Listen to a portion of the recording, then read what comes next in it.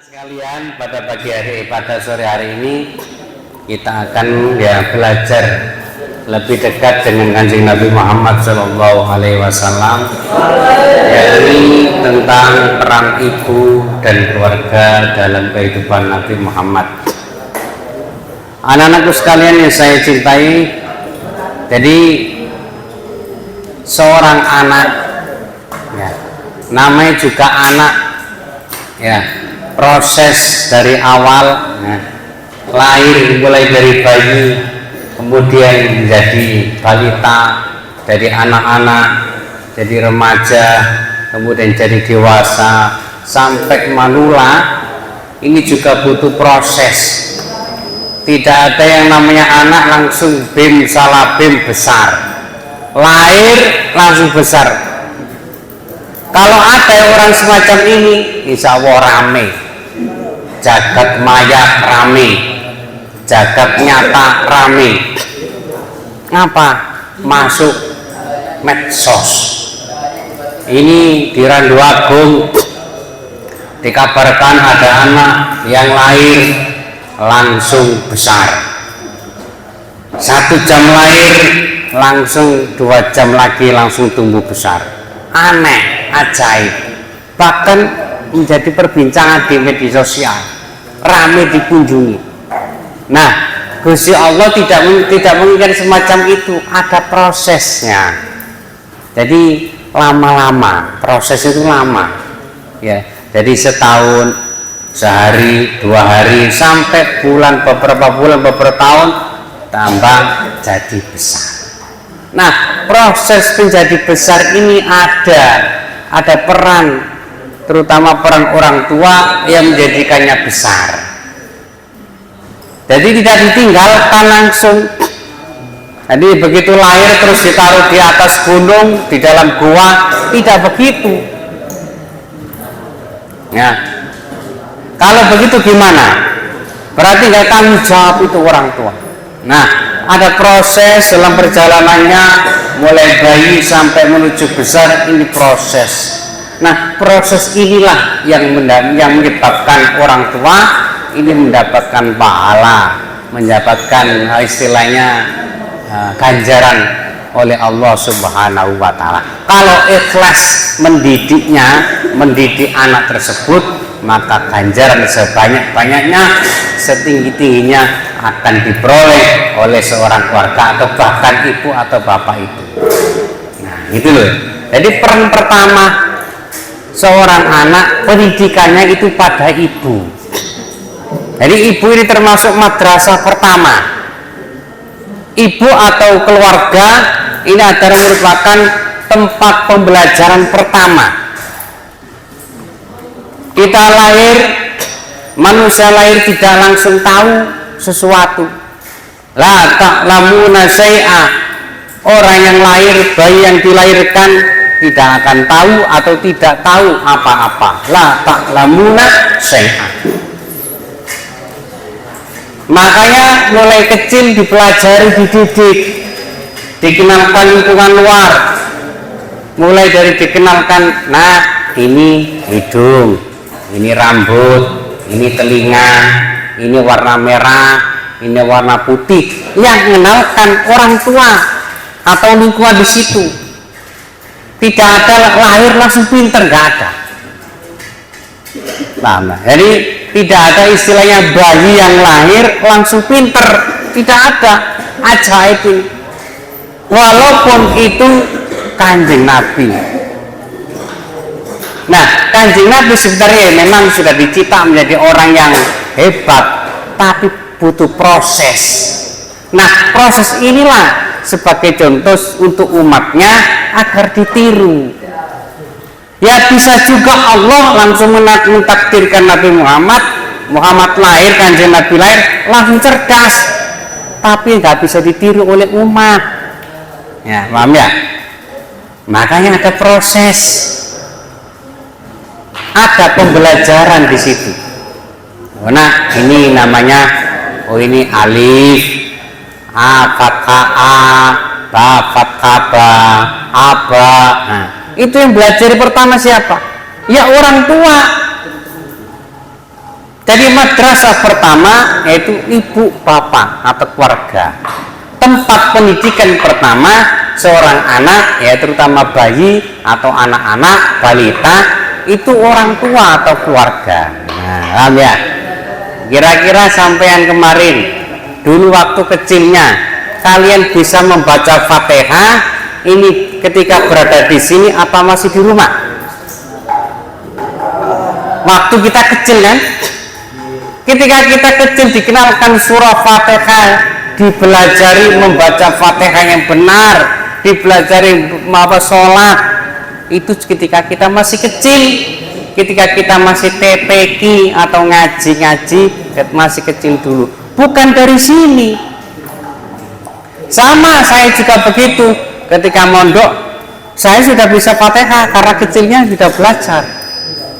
Jadi kita bisa membaca Al-Quran, kita bisa mengenal huruf alif, ya modelnya seperti bebek, ya alif seperti lurus, tongkat lurus, pak seperti mangkok.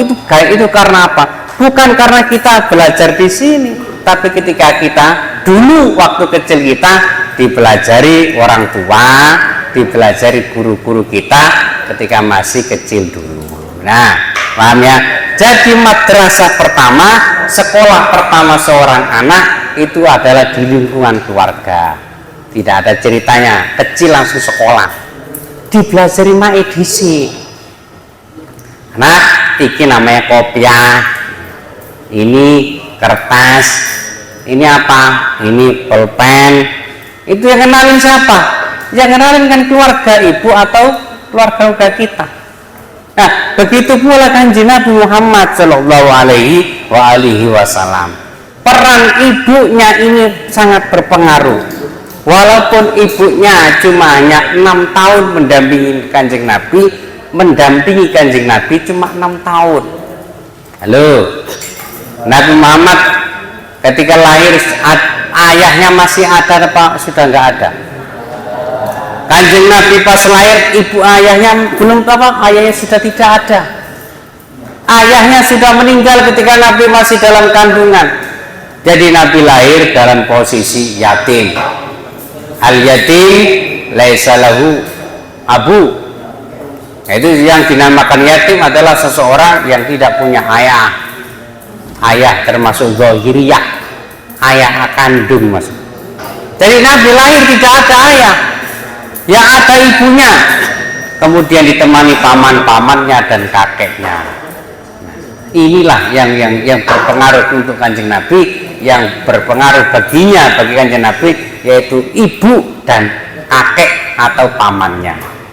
Walaupun toh dalam pamannya sebagian ada yang termasuk tidak ikut Kanjeng Nabi atau memusuhi Kanjeng Nabi, paman Nabi kan, tapi masih ada yang termasuk yang berjuang kepada Nabi, ada yang termasuk membantu perjuangan Kanjeng Nabi. Halo. Nah, ibunya Kanjeng Nabi bernama Ibu Siti. Siti siapa? Fatimah apa Aminah? Aminah apa Amano? Ibunya bernama Siti Aminah. Siti Aminah ya. Ayahnya namanya Abdullah ya. Harus tahu. Masa kita namanya artis ngerti, namanya Nabi gak ngerti. Bapaknya artis-artis paham, anaknya juga ngerti artis-artis, termasuk artis pesepak bola ngerti namanya. Artis tinju ya kadang ngerti kita. Terus masa Nabi kita sendiri, Nabi Muhammad ya, Nabi junjungan kita, Nabi yang besok berusaha mati-matian untuk menyelamatkan kita, ini kita nggak kenal. Ya, Nabi Muhammad ini yang besok menyelamatkan, yang berusaha menolong kita. Di mana para nabi semuanya mulai Nabi Adam sampai Nabi Isa, semua tidak ada yang bisa memberi syafaat atau memberi pertolongan untuk kita semua. Ada sekelompok orang datang ke Nabi Adam. Nabi Adam, wahai Nabi Adam, tolong saya, tolong syafaatkan kami. Syafaat itu apa sana? Syafaat itu adalah pertolongan, bantuan. Help me. Help me. Tolong saya, Nabi Adam. Maaf mas, maaf bapak-bapak ya, ibu-ibu, bapak-bapak semuanya, saya tidak bisa membantu, mohon maaf. Nabi Adam tidak bisa memberi syafaat pada kita. Datang lagi gerombolan manusia menuju Nabi Nuh. Nabi Nuh juga begitu. Saya mohon maaf, saya tidak bisa membantu sampai kabeh ya. Mohon maaf Bapak Ibu sekalian, para hadirin hadirat semuanya, saya tidak bisa membantu. Karena apa? Saya juga punya dosa pada Allah. Nabi Nuh ngaku punya dosa. Datang lagi pada Nabi Ibrahim, Nabi Musa, Nabi Harun, Nabi terakhir Nabi Isa. Mereka semua tidak bisa membantu kita semua. Cuma ada satu, ayo kata orang-orang. Itu ada satu lagi, Nabi Muhammad. Ayo cepat kita minta ke sana. Semua kerudung, segerombolan manusia, mulai pertama sampai akhir kerudung, kayak seperti tul pasir saking banyaknya. Ya Muhammad, wahai Nabi kami, junjungan kami, hari ini kami minta tolong padamu ya Muhammad. Oke. Nah, jawabannya kayak gimana? Oke, siap. Jadi cuma hanya Nabi Muhammad yang mengatakan siap, saya akan membantu kalian. Inilah Nabi kita, Nabi Muhammad Sallallahu Alaihi Wasallam. Di mana nabi-nabi terdahulu, nabi-nabi yang 124.000 itu tidak bisa membantu kita. Hanya Nabi kita, Nabi Muhammad, yang berusaha mati-matian untuk membela kita supaya kita semua selamat dari siksa api neraka. Nah, ini kembali lagi pada topik pembicaraan hari ini. Nabi ketika kecil juga begitu. Jadi sudah kecil, sudah tidak ada ayah. Apa yang ada? Yang ada hanya ibunya, Siti Aminah. Nah, walaupun tidak seberapa lama Nyai Siti Aminah yaitu punya waktu hanya 6 tahun menemani Kanjeng Nabi. Karena Kanjeng Nabi 6 tahun, usia 6 tahun ditinggal oleh ibunya. Yaitu ketika Nabi Muhammad dan keluarganya berangkat ke Madinah, ini mau nyekar. Tahu nyekar ya? Jadi ini istilahnya kalau Ramadan kemarin ziarah ke makam ayah atau kakek-kakeknya, keluarganya. Diajak ibunya ziarah, Nabi Muhammad masih kecil, masih berusia berapa tahun itu. Nah, ketika dalam perjalanan pulang dari Madinah menuju Mekah, di tengah-tengah antara perbatasan Madinah Mekah, yakni di desa Abwa. Di desa Abwa, ibunya ini meninggal dunia.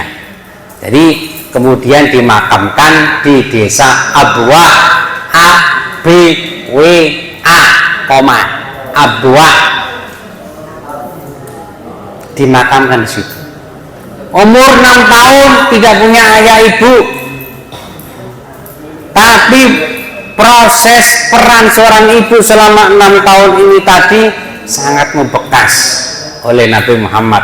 Ketika kecil dulu dipelajari sabar, ketika kecil dulu dipelajari gimana menjadi orang yang kuat, sehingga walaupun tidak ada ayah ibu, umur 6 tahun wis mandiri.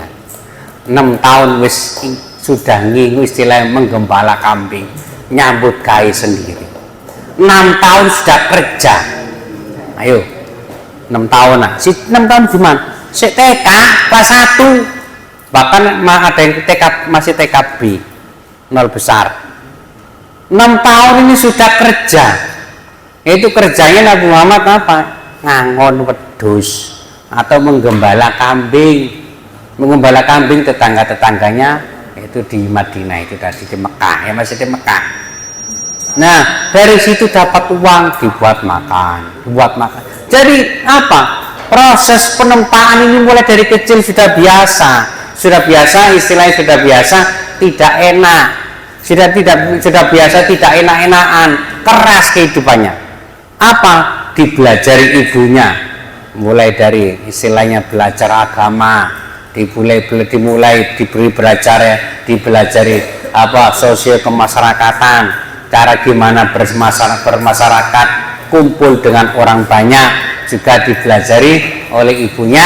Di samping juga pamannya juga ikut ya membantu proses kebesaran atau proses pendewasaan Kanjeng Nabi. Nah, sehingga sudah ketika umur 12 tahun Nabi Muhammad diajak ke pamannya Abu Thalib ya. Abu Thalib ya. Paman Nabi bernama siapa? Abu Thalib. Banyak sekali pamannya. Ketika 12 tahun diajak berdagang ke negeri Syam. Apa Syam itu? Negara apa? Suriah. Kira-kira ke Mekah Suriah itu berapa kilo itu? Luar negeri itu, kalau sekarang sudah masuk luar negeri. Gampangnya kalau dari sini gampangnya kemana itu? Thailand atau kurang jauh ke mana itu? Cina atau India. Dari Indonesia ke India itu masih berumur 12 tahun. Kalau sekarang kelas 6. Umur 12 tahun diajak pamannya Abu Thalib berdagang. Nah, bukan melencer, bukan tamasa, bukan wisata, tapi berdagang. Nah, apa? Pamannya ini yang dipelajari wirausaha, dipelajari kerja, nyambut gawe, biar mandiri, biar tidak menggantungkan sama orang. Karena tidak punya keluarga, sudah tidak ada ayah ibu. Makanya dipelajari ini. Nah, paman yang paling setia, yang paling loman, ya, yang paling membantu Kanjeng Nabi ya ini Abu Thalib. Ya, penjaga setia Nabi. Jadi diantara selain ibunya, keluarganya juga membantu Nabi. Makanya peran penting keluarga itu juga penting sekali bagi keberlangsungan kehidupan seorang anak. Abu Thalib ya. Nah, Sayyidina Abu Thalib itu termasuk punya anak banyak. Di antaranya punya Sayyidina Ali bin Abi Thalib. Berarti gimana apanya Nabi Sayyidina Ali itu? Abu Thalib pamane. Nah, pamane ini punya anak namanya Sayyidina Ali bin Abi Thalib ya. Apa namanya? Sepupu kan? Ini masih keluarga namanya. Jadi muter aja. Sahabat 4 sahabat Abu Bakar, Umar, Utsman, Ali ini muter keluarga semua. Ya, termasuk Sayyidina Abu Bakar ini, ya mertua Nabi, istilahnya ya anak buah. Ya kan anak buah kan? Jadi mertua juga. Dan muter. Sayyidina Abu Bakar, Sayyidina Umar, mantunya Kanjeng Nabi, menantu Nabi. Sayyidina Utsman, menantu Nabi. Sayyidina Ali juga menantu Nabi. Loh kan begitu kan? Nih, jadi sahabat 4 ini Khulafaur Rasyidin, mereka semua adalah keluarga Nabi Muhammad sallallahu alaihi wasallam. Kembali pada Abu Thalib. Nah, Abu Thalib ini banyak membantu Kanjeng Nabi. Nah, makanya kalau tidak ada pamannya ini, Nabi bingung. Nah, karena gak bingung di mana, ayat sudah nggak ada, ibu juga nggak ada. Salah satu termasuk satu-satunya cuma hanya ada paman. Nah, yang paling membantu pamannya diantaranya adalah sahabat termasuk Abu Thalib. Ya, paman Kanjeng Nabi yang paling senang kepada Kanjeng Nabi ya ini Abu Thalib. Punya anak Sayyidina Ali tapi lebih cinta pada Nabi Muhammad. Anak itu kalah. Jadi lebih cinta pada Nabi ketimbangannya sendiri. Itu Sayyidina Abu Thalib. Makanya ketika Nabi Muhammad ditinggal 2 kekasih ini, pertama ditinggal oleh istrinya yaitu Nyai Khadijah, ditinggal oleh pamannya Sayyidina Abu Thalib, ini hatinya remak, hatinya remuk Kanjeng Nabi. Istilah gimana hatinya remuk itu? Pusing, sehingga disebut waktu itu, tahun itu disebut Amul Hazn, tahun kesedihan, tahun duka cita. Ditinggal oleh kekasih, bojone mati, istrinya meninggal dunia, Nyai Khadijah. Nyai Khadijah juga begitu kan, termasuk dalam keluarga yang paling membantu paling banyak uang keluar banyak, harta diberikan semua pada Nabi untuk perjuangan Islam. Ya ini Nyai Khadijah. Nah. Karena Nyai Khadijah waktu itu orang terkaya di Mekah. Halo. Loh, Nabi Muhammad ini menikah dengan Nyai Khadijah masih umur 25, Nyai Khadijahnya 40. Jadi lebih tua istrinya. Lebih tua istrinya. Tapi Nabi tidak memandang begitu. Kalau kita kan cari yang perawan-perawan, ya. Tapi Nabi Muhammad enggak. Kalau kita lihat semua istri-istri Nabi, istri beliau, semuanya istilahnya janda semua. Kecuali satu, Nyai Aisyah. Janda semua. So, dari kalau kita pikir lah, pokoknya Nabi kondeli rondo-rondo. Bukan begitu. Nah, Nabi lihatnya ibadah. Kawin sampai sekitar 9 atau 9 istri itu tujuannya ibadah. Nolong istri tersebut yang dalam keadaan ditinggal suami, mati dalam keadaan dalam medan peperangan. Termasuk Nyai Hafsah, Nyai Zainab, bareng kabeh, termasuk rondo semua itu janda semua. Kalau kita kan enggak, jadi sing apik sing nom. Lah apa tua-tua kawin. Kalau kita kan begitu, Nabi enggak. Jadi walaupun banyak istrinya, tapi itu memang untuk ibadah. Loh Pak, kok boleh Ustaz kawin 9? Katanya cuma 4 kali banyak. Loh itu kan untuk kita. Untuk Kanjeng Nabi ada kekhususan. Jadi memang ada dalil kekhususan untuk Nabi Muhammad, yaitu boleh kawin 9. Kalau kita umatnya nggak boleh niru Nabi, hanya 4, masna, wasulasa, waruba. Ya. Kembali lagi pada perjuangan Kanjeng Nabi, peran keluarga ini sangat penting. Diantaranya sahabat Abu Thalib, pamannya sendiri.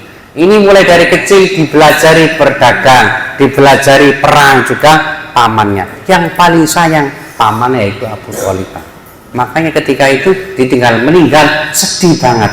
Sehingga turunlah perintah Allah, yaitu Nabi Muhammad diajak wisata ke atas langit. Gak tanggung-tanggung, bukan wisata ke Batu atau ke WBL atau ke Mojokerto, Terawas, tapi wisata atas langit. Ayo, siapa sing kepingin? Bayar berapa itu wisata atas langit itu? Ayo, bayar piro bayar?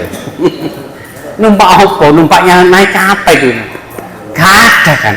Nabi Muhammad langsung diberi wisata Allah, diberi gratisan apa supaya hatinya nggak sedih, dihibur oleh Allah, yakni dikelencerno, diberi tamasa, dirihlahkan. Istilah rihlah, melencer nang langit, yaitu berupa Isra Mi'raj yang kemarin diterangkan oleh Ustaz Wildan ya, Dardir ya. Oke. Kemudian yang kedua ada Nyai Fatimah binti As'ad, yakni ibu angkat Kanjeng Nabi, dan juga istrinya Sayyidina Abu Thalib. Bojone Abu Thalib yaitu Nyai Fatimah binti As'ad ini juga ikut dengan Abu Thalib tadi, bersama-sama membantu membesarkan Kanjeng Nabi. Nah, ini gak ada yang membantu gimana, karena Kanjeng Nabi kecil, karena masih kecil, 6 tahun sudah ditinggal ibu, ayah juga gak ada, masih dalam kandungan. Nah ini peran seorang paman, loman juga ya baik, orangnya juga baik, dan juga loman, dermawan, sayang terhadap Kanjeng Nabi, melebihi sayangnya keluarga ini kepada anaknya sendiri, yaitu Nyai termasuk Sayyidina Ali bin Abi Thalib, ibu anaknya, tapi masih cintai kepada Kanjeng Nabi. Kemudian anak sekalian, di situ juga di dalam keluarga Kanjeng Nabi juga selain Abu Thalib juga ada paman yang lain. Karena Nabi Muhammad termasuk keluarga besar, Kanjeng Nabi ini pamannya juga banyak. Ada paman yang baik, ada paman yang gak baik. Contoh sing gak baik siapa paman itu? Paman Nabi, paman Nabi. Abu Jandal, Abu Jahal, bukan Abu Jahat ya, bukan Abu Jahat, Abu Jahal, Abu Lahab. paman Nabi, tapi musuhi Kanjeng Nabi. Paman musuhi ponakan. Ya, kira-kira kesempama kalian ya, kemudian dimusuhi paman sampai gak enak kabeh, budek. Lah kok paman kok musuh be aku? Kira-kira enak enggak? Gak enak. Nah ini Nabi Muhammad biasa, paman sendiri memusuhi beliau, tapi masih ada juga paman yang senang pada beliau, yang membantu perjuangan Nabi Muhammad dalam berdakwah. Di antaranya tadi sahabat termasuk Abu Thalib, kemudian juga ada Sayyidina Hamzah bin Abdul Muthalib. Hamzah ini juga kan kita jarang mengenal kan, kita jarang mendengar Sayyidina Hamzah. Termasuk ini juga ikut dalam proses membantu perjuangan Nabi Muhammad, yakni diantaranya ini ketika berada di medan perang. Sayyidina Hamzah ini perang mati-matian membela Kanjeng Nabi, ikut barisan Nabi Muhammad, ikut perang. Bukan hanya membantu di dalam keluarga, tapi di medan perang membantunya. Paham ya? Sayyidina Hamzah sampai-sampai ini disampaikan Sayyidina Hamzah ini meninggal di medan perang, termasuk menjadi pahlawan ya, termasuk mati syahid, jadi syahid di peperangan.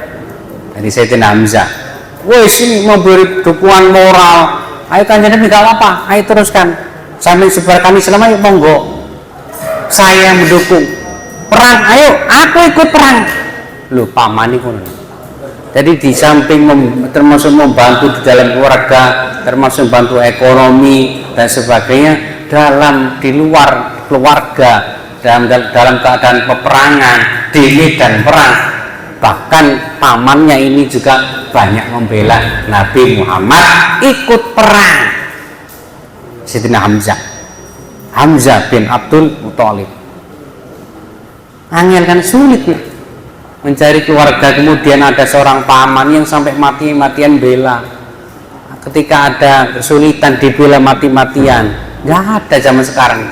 Nah inilah peran keluarga, pentingnya keluarga dalam keberlangsungan dalam kehidupan Nabi, banyak membantu. Nah ini lah, paham ya? Makanya anak-anak sekalian, keluarga ini nomor satu ya. Katakanlah ketika kamu punya seseorang atau dambaan hati, nomor satu ya, tetap yang di hati ini adalah keluarga. Ketika kamu punya pacar, tetap nomor satu adalah keluarga, terutama ayah, ibu, dan guru, orang tua, nah ya, baru nanti yang lain nomor satu.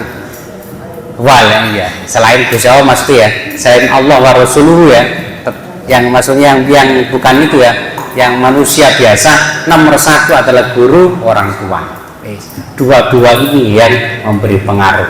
Guru memberi kita pengetahuan dalam, termasuk memberi pengetahuan hati yang mengisi roh kita. Kalau orang tua yang mengisi jasad kita. Halo yang belakang, halo. Orang tua membesarkan kita, orang tua yang mengisi jasad kita, tubuh kita, sehingga kita kecil dulu sampai sekarang menjadi besar sekian. Itu orang tua. Tapi guru, ustadz atau orang-orang alim, inilah yang memberi pengetahuan, yang mengisi roh kita, rohani kita, sehingga jasmani rohani tetap sama-sama terisi. Kalau yang diisi cuma hanya jasmani saja, kita nol, koyok wong klopo, seperti orang bodoh. Ngerti? Kalau yang diisi cuma hanya jasmani, rohani nol, kita termasuk orang yang goblok, orang yang bodoh, gak ada apa-apanya. Halo, makanya tetap dua-duanya, jasmani harus diisi, istilahnya dibesarkan, rohani juga harus dibesarkan juga, diisi pengetahuan, diisi ilmu-ilmu, terutama ilmu agama juga penting. Makanya madrasah kedua adalah lingkungan sekitar, atau sekolahan, atau pondok pesantren. Lingkungan pertama, madrasah pertama, sekolah pertama kita dulu waktu kecil adalah keluarga. Yang kedua, sekolah yang kedua yaitu sekolah di lingkungan luar itu, sekolah-sekolah seperti biasanya. Jadi pembentukan watak, pembentukan akhlak itu mulai dari kecil kita, penanam kita. Kalau di keluarga kita baik, kalau ayah ibu kita mendidik baik, ya insya Allah besarnya juga jadi baik. Kalau lingkungan di keluarga sudah rusak, misuh terus, bapak ini misuh setiap hari, misuh, ngomong jorok, ngomong kotor, rame, tukaran, insya Allah anaknya juga ruwet. Anak tersebut juga ruwet, hatinya keras, gampang marah, gampang tersinggung. Karena apa? Karena di keluarga saja sudah begitu didikannya. Makanya kita alhamdulillah keluarga kalian, ya mudah-mudahan keluarga kalian dijadikan keluarga yang sakinah, mawaddah, warahmah. Penting sakinah. Nah, doa semacam itu bukan hanya untuk pengantin baru saja. Bukan untuk pengantin baru saja yang didoakan semoga pengantin baru menjadi pengantin yang sakinah, mawaddah, warahmah. Bukan hanya pengantin baru, pengantin lawas pun juga perlu didoakan. Paham ya? Jadi sakinah itu anteng, tenang. Keluarga kalau sudah anteng, kalau sudah tenang, anaknya juga tenang.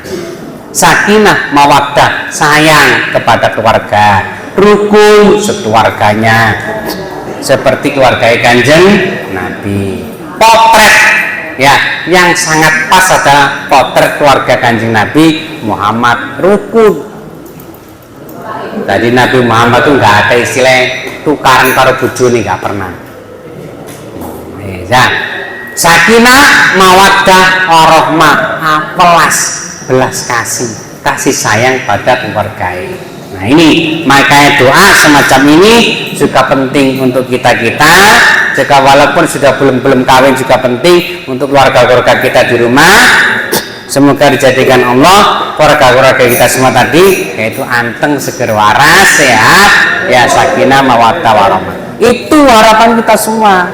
Nah dari Kanjeng Nabi ini ya. Jadi Sayyidina Hamzah juga ikut membantu Kanjeng Nabi, terutama ketika dalam hal di medan perang ya, banyak membantu kehidupan Kanjeng Nabi. Siapa saja? Ada lagi Sayyidina Abbas bin Abdul Muthalib. Nah Abdul Muthalib kan kakek Kanjeng Nabi kan. Halo. Jadi ayah Kanjeng Nabi Abdul kan punya saudara banyak, dulure akeh. Dulure bapak Kanjeng Nabi wakeh ayah. Sayyidina Abdullah, termasuk tadi si Abu Thalib, Abbas, Hamzah, Abu Lahab, Abu Jahal, banyak. Halo, berarti Abdul Muthalib kakek Kanjeng Nabi putra akeh, anaknya akeh. Nah, yang membantu juga yang berperan dalam keluarga Kanjeng Nabi diantaranya juga adalah Sayyidina Abbas bin Abdul Muthalib. Nah, cuma Sayyidina Abbas ini termasuk kalau sekarang ini orang di belakang layar. Apa di belakang layar itu? Perannya tidak kelihatan. Sukanya suka di belakang layar. Kalau dalam film itu termasuk tadi. Perannya itu tidak kelihatan. Jadi dia yang berpengaruh. Sebagian dandani kalau di sinetron kan bagian macai, merias wajahnya, ada yang bagian melatih, istilah yang melatih peran itu nanti gimana perannya, itu namanya peran di balik layar. Termasuk ini Sayyidina Abbas bin Abdul Muthalib, paman Nabi yang juga banyak membantu Nabi terutama dalam dakwahnya menyebarkan Islam, tapi tidak kelihatan, tidak kentara, tidak tertulis, jarang tertulis di sejarah ya. Perannya juga sangat bagus, tapi lebih tersembunyi. Kalau misalnya bagian siasat perang, ini Kanjeng Nabi, ini Muhammad, kamu harus begini, perang itu harus begini, kamu sebelah sana nanti anak buahmu sebelah sini. Nah itu siasat. Yang ngatur siasat tapi nggak ketahuan. Jadi meskipun awal-awal ini Sayyidina Abbas tidak terbuka mendukung Nabi, mendukung misi Nabi Muhammad, tapi akhir-akhir ini banyak membantu misi Nabi Muhammad ketika dalam proses dakwah, terutama ketika berada di Mekah. Ya, karena dakwah Nabi Muhammad ini selama 23 tahun. Halo, berapa tahun? 23. Umur Kanjeng Nabi ketika menerima wahyu berapa? 40 kan? 40. Ketika meninggal wafat, ketika beliau wafat 63 dikurangi 40, 23 tahun. Jadi Nabi Muhammad berdakwah menyebarkan Islam 23 tahun. Nah selama 23 tahun itu anak-anak sekalian, ini Nabi Muhammad dakwahnya dibagi dua. Besok kita lanjutkan di peran di dakwah ya, di pertemuan selanjutnya ya. Yaitu pertama dakwah di Mekah selama 13 tahun, yang ke 10 tahun di Madinah ketika hijrah. Jadi 13 tambah 10 23 tahun. Selama itu Nabi Muhammad berhasil, cuma hanya 23 tahun berhasil mengislamkan sedunia. Sampai sekarang itu gara-gara Kanjeng Nabi menyebarkan agama hanya selama waktu 23 tahun. Hebat kan? Jadi kalau kita pikir berarti Nabi Muhammad ini akeh soro ya. 23 tahun ya. Kemudian setelah itu setelah Islam menyebar, setelah Islam menyebar luas, meninggal. Jadi istilahnya enggak menangi enaknya. Jadi enaknya sedikit, soro terus, gak enak terus kan Nabi. 23 tahun setelah Islam merata, enak, langsung Nabi Muhammad meninggal. Jadi tidak merasakan nikmatnya Islam Nabi Muhammad ini ya. Tapi 23 tahun sukses. Nabi Nuh 950 tahun menyebarkan agama, cuma dapat 40 orang. 150 tahun oleh 40 wong. Ndah ya. Suwe ini Pak. 150 tahun. Bukan 950 hari, 950 tahun. Paham ya? Berarti Nabi Muhammad cuma masa 23 tahun sukses. Halo, makanya anak-anak sekalian, jadi bukan jaminan lama tidaknya kita ini berada di dunia, enggak. Walaupun umurnya sedikit, hanya 35 tahun, 40 tahun sudah meninggal, tapi kalau amalnya banyak, juga sukses. Buat apa kita diberi umur 200 tahun, tapi hanya untuk pelindungnya, rewari, gak lapo-lapo. 200 tahun kita hidup tapi nggak ada apa-apanya, nol. Mendingan cuma sebentar tapi sukses. Nah inilah rahasia umat Nabi Muhammad, umat yang umurnya usianya cuma hanya sebentar tapi pahalanya ya istilahnya sama dengan orang-orang terdahulu, umat-umat yang terdahulu yang usianya ratusan tahun. Yaitu diantaranya yaitu keistimewaan umat Nabi Muhammad di dalam setahun diberi satu hari yang istimewa, sebulan hari istimewa, yakni di bulan Ramadan. Makanya diberi bulan Ramadan ini supaya pahala kita melebihi umat-umat terdahulu. Zaman biru 500 tahun, 700 tahun, berarti ibadah kan banyak kan, ibadah 500 tahun. Kita cuma hanya berapa umat Nabi Muhammad paling banter, paling lama itu hanya 100, itu juara itu 70, 75, 65, 68 dut apa RIP meninggal. Nah makanya diberi itu tadi setiap tahun oleh Gusti Allah ini karena Allah sayang pada umat Nabi Muhammad, makanya tiap tahun umat Nabi Muhammad diberi satu tahun ini diberi satu bulan yang istimewa, yakni bulan Ramadan, sehingga pahala yang kita kerjakan, amal yang kita kerjakan sama bahkan melebihi umat-umat terdahulu. supaya kita gak banyak-banyak melakukan ibadah supaya gak kakek, ibadah gak terlalu banyak tapi pahala sama. Paham gak? Kalau orang-orang dulu, umat-umat terdahulu ibadah 500 tahun 600 tahun terus kira sampai ini ibadah 500 tahun gak pegel lah. 500 tahun sholat poso 500 tahun ya. Makanya ini termasuk rahasia umat Nabi Muhammad. Kenapa kok diberi umur pendek? Supaya gak terlalu banyak, supaya gak terlalu capek-capek ibadah selama ratusan tahun, enggak, tapi oleh podo. Anda kalau terdahulu 500 tahun, kalau sekarangnya 70 tahun, nah enak kan, gak lama-lama ibadah. Halo ya, nah gitu. Nah, baik, ini anak sekalian, ringkasnya keluarga terutama ibu ya, ini punya peran penting bagi keberlangsungan proses si anak. Jadi ibu ini pertama. Karena apa? Karena setiap hari gembul kumpul dengan anak ini ya ini ibu. Yang istilahnya bertemu langsung dengan ibu atau dengan anak kan ibu. Ayah jarang, setiap hari kerja. Kan ayah kerja terus bapaknya.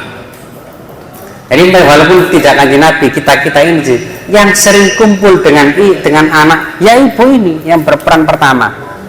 Gimana nggak ketemu setiap hari nyusoni, memberi makan. Kecil kan ketika bayi, siapa lagi kalau nggak ibu? Ya kan ibunya. Jadi ibu ini berperan penuh terhadap ini proses pendewasaan si anak. Kalau ibu jahat, anak juga ikut jahat. Waliyadzubillah, jangan sampai ibu jahat. Ini pas nyusoni, misu-misu, asuh. Anaknya juga ikut misu, ngomong kotor, corok. Makanya peran penting seorang ibu ini harus dijaga. Makanya ketika bagus ibunya mendidik seorang anak, insya Allah proses dewasanya besok, ketika waktu besarnya besok, si anak tadi juga insya Allah menjadi orang yang sukses. Ya, begitulah Kanjeng Nabi sama dengan itu, karena waktu kecilnya ditempa sekian beratnya, diberi kesabaran, dipelajari sabar, dipelajari gimana tahan kuat, tahan banting, supaya kuat mandiri oleh keluarga, oleh ibunya, oleh paman-pamannya, sehingga pada waktu dewasa Kanjeng Nabi juga dikenal sebagai orang yang hebat, orang yang sukses, Nabi yang sukses dunia akhirat. Sekian dari saya. Wassalamualaikum warahmatullahi wabarakatuh.